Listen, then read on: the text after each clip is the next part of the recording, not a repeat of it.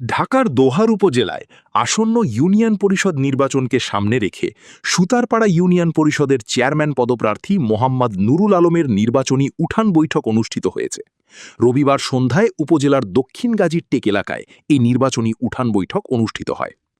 আব্দুল আউয়াল, শেখ সাইদুল, শেখ রাজীবের আয়োজনে নির্বাচনী উঠান বৈঠকে সভাপতিত্ব করেন স্থানীয় মুরব্বী মোবারক খান। মোবারক হোসেনের উপস্থাপনায় উপস্থিত ছিলেন আব্দুল জব্বার মোল্লা, আব্দুর রহমান ফকির, ইদ্রিস আলী ব্যাপারী, রজ্জব কাদের সহ স্থানীয় গণ্যমান্য ব্যক্তি, যুব সমাজ ও বিভিন্ন রাজনৈতিক নেতৃবৃন্দ। উঠান বৈঠকে চেয়ারম্যান পদপ্রার্থী মোহাম্মদ নুরুল আলম বলেন, আমি সুতারপাড়া ইউনিয়নের সাধারণ মানুষের পাশে থেকে কাজ করতে চাই। আপনাদের দোয়া ও সমর্থন পেলে সুতারপাড়া ইউনিয়নকে একটি উন্নত ও আদর্শ ইউনিয়ন হিসেবে গড়ে তুলতে পারব। আপনার কিভাবে আমি চাই প্রত্যেকটা এলাকায়, আমাদের ইউনিয়নের প্রত্যেকটা এলাকায়, প্রত্যেকটা সমাজে যদি খেলাধুলার মাঠ থাকে, তাহলে আমাদের ছেলেরা মাধ্যমিক দিকে যাইব না, খেলাধুলার দিকে আমাদের ছেলেদের যোগ থাকবে।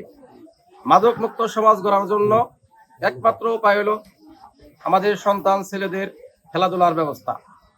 ইতিমধ্যেই আমি বিভিন্ন জায়গায় ওই ভাড়া নিয়ে খেলার মাঠ করছে, ওইখানে আমি একটা অনুদান রাখছি।